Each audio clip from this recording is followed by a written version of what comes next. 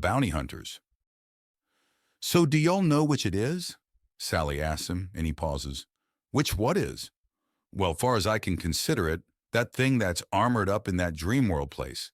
It's either what's left of the people that were stolen, or they were fed to it. It probably is made of the people, but in the end, does it matter? People died so some kind of monster could live. If it's just an animal being fed or feeding, or if it's being made out of people, it needs to be put down either way. But first we need to know what we're dealing with. Slytherin says, we know it has a high body temperature and is armor-plated. We know it has tentacles and that it has been heavily modified so it's not natural, meaning it's going to have a lot of things that don't make sense, which would explain why it seems to be both an insect and a cephalopod. Any questions? We also know that their axiom magic y'all are so good at using, and it was able to take a swing at you through it. I'm not that good at it. I'm no adept. But you're right, the creature seems able to sense and strike back through axiom, or at the very least, notices when someone takes away something, even if it seemed to ignore things arriving. Which is something you'll think you can use, isn't it? Well, if it allows things to arrive but not leave, then there are many things we can send it that can say quite a few things to the creature, such as bombs or chemical weapons. But of course, for the second, we need to make sure we know where exactly this expanded space is. Because if something like mustard or chlorine gas leaks, then it can empty entire communities of life in some of the most gruesome ways. What the hell is mustard and chlorine gas? Two mass death weapons that few things, if anything, can resist. Basically, humans have a very, very high poison tolerance, and those are poisons they made to inflict on themselves in the middle of war. Easy to make, hyper-lethal to use, and very, very horrible ways to kill someone. Let's stick to things that go boom then. That's the hope. But when we run into axiom monsters, poison is generally the best option. Why? Because by the time they can tell there's something to be worried about, they're already dead, but for the dying. And if these poisons are real powerful, then it'll work even on really big and strong things, Sally says. Right. Seems a rotten way to kill something. It is, but this thing has either been made of thousands of people or 8,000 of people, and it's still hungry as it went after my beacons without any hesitation. Which means everyone living on Mordennon has a giant monster breathing down their necks and they don't know it. And to make matters worse, we don't know enough about it to tell if something might set it off and make it decide to go on a killing spree. For all we know, hurting it might have set it off, and even now it's planning to rip its hidey hole open to go and get its food directly, rather than pull it in. If y'all are thinking of blaming me, then I'm gonna thump ya. If I was that stupid, I'd deserve the thumping. Maybe it'd knock out that bit of stupid, Slytherin agrees.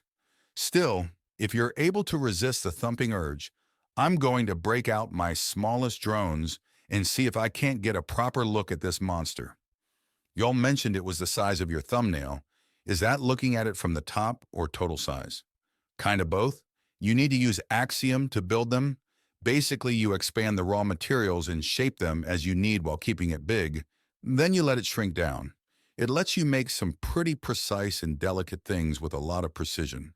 Huh, if my sister could do that, she'd make a 10-shooter the size of thumb. Maybe. Sally considers even as Slytherin leads her to the room where the tentacle had poked through earlier. A cleaning drone had already taken care of the mess on the table, and the Nagasha boy quickly locates and opens a small container that looks more suited to carrying a bit of jewelry. He cracks it open and Sally blinks at the image of the tiny, shimmering thing. It's absolutely tiny and sitting between a series of small little nubs that are lighting up and blinking in sequence. It's a little rounded disc that has some tiny shimmering points around the rim and a series of tiny holes with what look to be teeny, tiny rotors in them. All right, handshake protocol active. Drone fully charged and reporting no damage. Full link establishing. Slytherin mutters out loud before the tiny little disc floats up out of the case and starts zooming around. Try not to swat it. I'm making sure it's fully up to snuff before sending it in. That thing has got to be real delicate. Y'all sure it can make the trip? Not completely, but it's got a strong enough camera and a powerful enough link that I can very easily use it to get a full scan over whatever the hell is on the other side. Slytherin says before the tiny disc stops.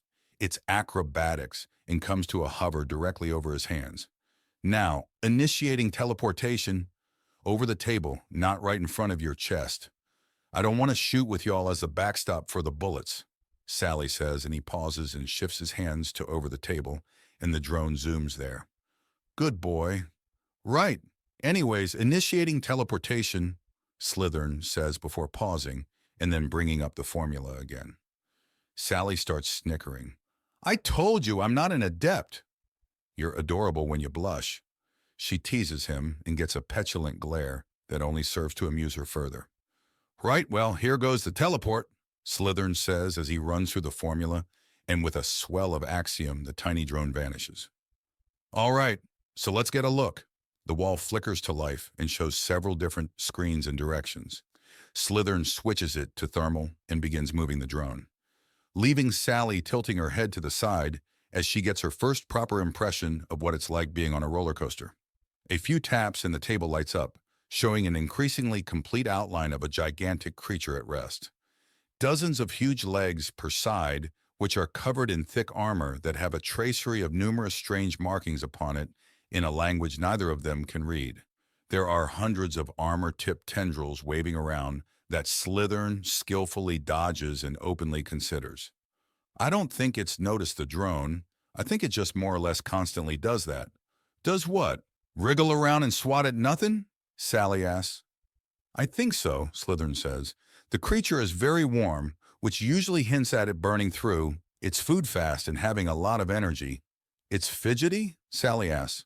Looks like, Slytherin answers, and she looks back at the increasingly complete outline of the thing.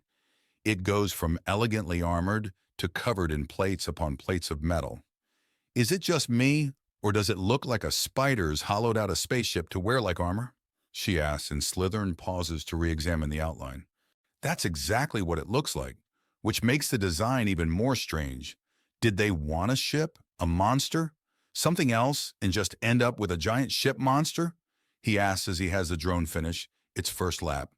14 legs on one side, 10 on the other. No sign of damage.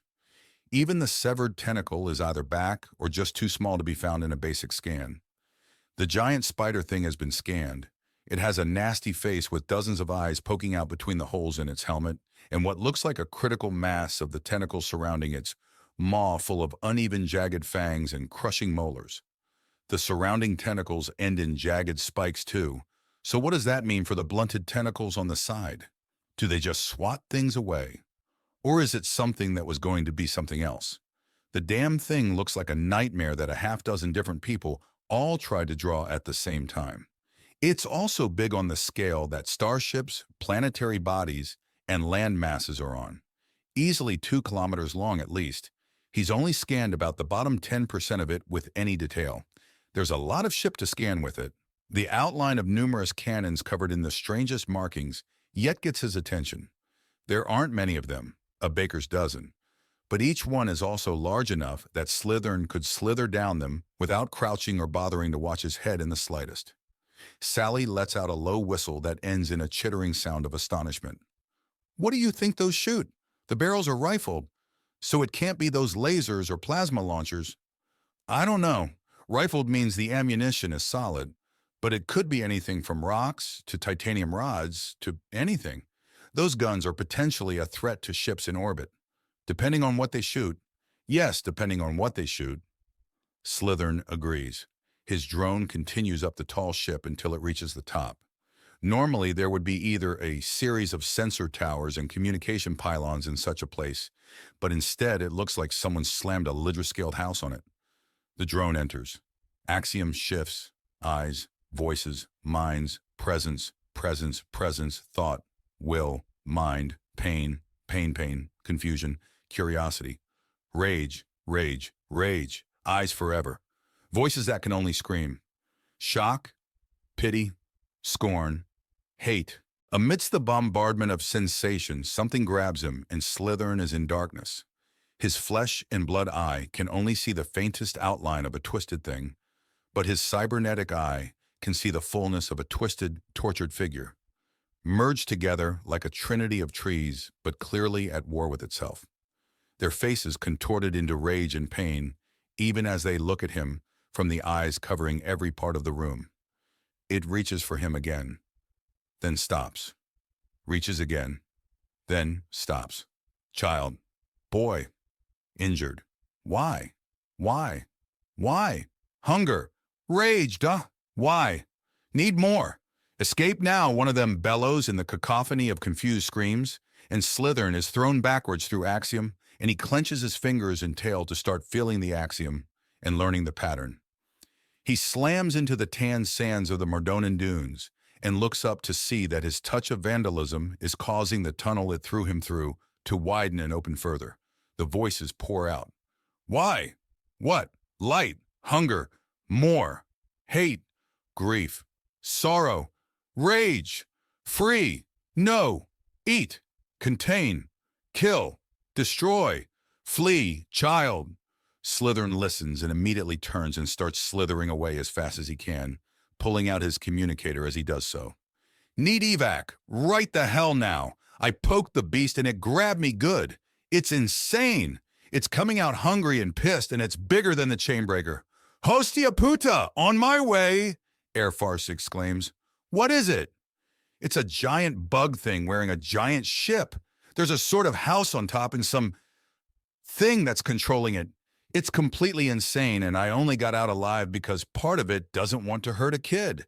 It's got cannons that look like they're primed to take out the Chainbreaker if it sits too still. We got problems. Fuck. All right. Keep your communicator on. Airfarce and Sally are already on their way. We're going to coordinate with the Empire to see about getting you some indirect fire support. If this thing fights on a ship scale, then it's going to fight ships. There's an explosion behind him, and Slytherin turns to see one of the huge legs reaching out of a distortion in midair before more and more follow it out. Then comes the head of the monster. Its vomit-green eyes scan the area and focus on him even as he starts skidding along the sand in the Sidewinder fashion. As more legs start to pull the monster out, a shape blurs by the monster and slows to reveal Airfarce, driving the flatbed truck. Sally is on the back with her helmet fully on to hide her expression even as she aims the mounted rear gun directly at the face of the monster. Get on! Airfarce orders, even as the thing lets out a low, bellowing roar that Slytherin can feel in his bones. He slips onto the back of the truck as quick as he can and pulls his entire tail up to be sure. There is the sound of something hitting the air, and Slytherin looks back to see a huge chunk of metal covered in green slime that trails greasy black smoke as it burns in the sunlight. Time to go! Airfarce floors it, and they start moving fast. We have to keep its attention on us! What? Airfarce demands him. It's hungry. If it's not coming for us, it'll go for a town or city. Slytherin clarifies, and there's a string of the foulest Spanish he's ever heard in rapid succession. Hey, I'm a kid. Watch it. Pfft. Airfarce snorts as his bad mood completely breaks, and suddenly he's got on aviators. You're right. This is just another mission, and I need to have my fun. Monster slaughtering fiesta. Here we come, Mom, he says, turning on the radio. And Slytherin rolls his eyes as Freebird starts playing. He always plays that song, so Slytherin changes the song.